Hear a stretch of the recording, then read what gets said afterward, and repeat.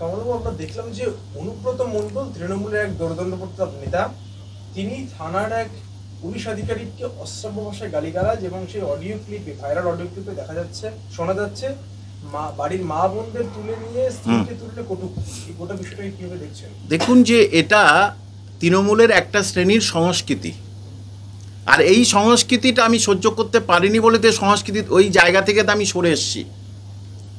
যে এটা খুব স্বাভাবিক জিনিস যে অনুব্রত মণ্ডলকে এরম বলবে এবং অনুব্রত মণ্ডলকে এই সরকার কিছু বলবে না। তার কারণ যখন জেল থেকে ছাড়া পেয়ে জেলের মধ্যে ছিল তখন তার পদে সে বহাল ছিল।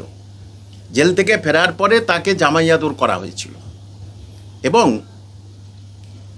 একজন শিক্ষিত মার্জিত থানার বড়বাবুকে কি করে, কত নিম্ন মানসিকতার রুচিসম্পন্ন হলে তবে তাকে গালিগালাজ করে? তিনি থানার একজন বড়বাবু, তাহলে তাকে এরা কত নিম্ন মানসিকতা হলে তবে তাকে গালাগালিজ করে। এবং প্রথম দিন গেলেন না, 7টা না 8টা অ্যাডভোকেট পাঠালেন। দ্বিতীয় দিন ফের যেতে বললেন, তাও গেলেন না, আমার শরীর খারাপ। তা আপনি তো পুলিশ মন্ত্রী, তো আপনি এটার বিরুদ্ধে এবারে চোখে কি আপনি কিছু বেঁধে রেখেছেন? মাননীয় মুখ্যমন্ত্রীকে বলছি, আপনি এটার ব্যবস্থা নিচ্ছেন না কেন?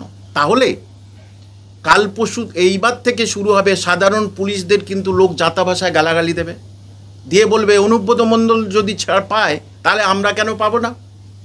অর্থাৎ পুলিশ আধিকারিক এবারে কিন্তু গালাগালি খাওয়ার নিমন্ত্রণটা করে দিলেন মাননীয় মুখ্যমন্ত্রী। কারণ কেন তার বিরুদ্ধে কোনো অ্যাকশান হলো না, অথচ তার পরের দিন এক ছাত্র পরিষদের নেতা সে কাকে আইসিকে গালাগালি দিয়েছে তাকে কিন্তু 6 বছর না 5 বছরের জন্য সাসপেন্ড করেছে। কেন? তাহলে অনুব্রতর দেখে নিশ্চয়ই কিছু ভয় আছে।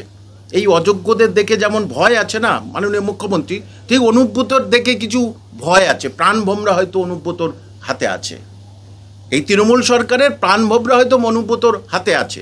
কিন্তু কোনোভাবেই একজন জনপ্রতিনিধি হোক আর যাই হোক, তিনি বীরভূমের অল ইন অল, তাহলে তিনি যদি ওরকম বলেন, তার মামন তুলে বলে, তাহলে কেন কৌস্তব বাগচি ওই সব কথাগুলো বলবে না? কৌস্তব বাগচি ওই জন্যই কথাগুলো বলেছে যে অনুব্রত মণ্ডল যদি ওরকম বলে, তাহলে কৌস্তব বাগচি ওই জন্য বলেছে, যদিও আমি কোনো মা বোন তথা মাননীয় মুখ্যমন্ত্রীর কোনো নারীর প্রতি যদি কোনো খারাপ কথা বলে, সেটা কিন্তু একজন শিক্ষক হয়ে আমি এটা মেনে নেব না। কারণ এটা কোনো ভদ্র, নম্র, শিক্ষিত, রুচিশীল ব্যক্তির কালচার না। সুতরাং অনুব্রত মণ্ডল ছাড় পেয়ে গেল। আবার কল্যাণ বন্দ্যোপাধ্যায় কী বলেছে, ও তো বেলেবেল, ও তো বেল পাবে, তাহলে অ্যারেস্ট করে কি হবে? তাহলে এবার থেকে যেই ধরতে আসবে নন বেলেবেল, তাহলে আমি বলবো, যেগেও বলবে, আরে আমাকে ধরে কী করবো, অনুব্রত তো ছেড়ে দিয়েছেন, তাহলে আমি তো বেল হয়ে যাবো, আমার তো জামিন পেয়ে যাবো, তাহলে কেন? কীরকম ধরনের রাজনীতিটাকে কোন জায়গায় নিয়ে যাচ্ছে? শক্তিধর মানে ক্ষমতার অপব্যবহার তো বটেই, ক্ষমতার অশ্লীলভাবে অপব্যবহার করছে এই সরকার। মুখ্যমন্ত্রী যেখানে নিজে একজন নারী, হ্যাঁ, সেখানে ওই যে আমি বললাম, তাহলে তার মা বোনকে নিয়ে গালাগালি দিচ্ছেন, তাহলে গালাগালি আপনাকে খেতে হবে ওই কৌস্তব বাগচির কাছ থেকে।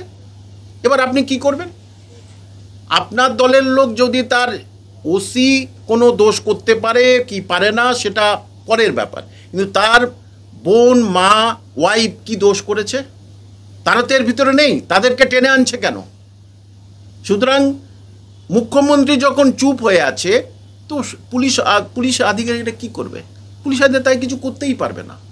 সুতরাং এই সংস্কৃতি তৈরি হয়েছে এবং এই সংস্কৃতি আমি তো বলছি, আপনি দেখবেন গ্রামে গঞ্জে পাড়ায় সব জায়গায় শহরে এবার পুলিশকে উদম গালাগালি দেবে, যে গালাগালি দিয়ে তো কিছু হবে না। তাহলে রাজ্যের বাঙালিদের যে সংস্কৃতি, বাঙালিদের যে সম্ভ্রম, বাঙালিদের মধ্যে যে আদর্শ ছিল, বিবেকানন্দ, নজরুল, রবীন্দ্রনাথের যে আদর্শ আমাদের শিরায় শিরায় ঘুরে বেড়াচ্ছে, সেটা এই সরকার একেবারে পুরো ধুলোয় মিশিয়ে দিল এবং দেবে।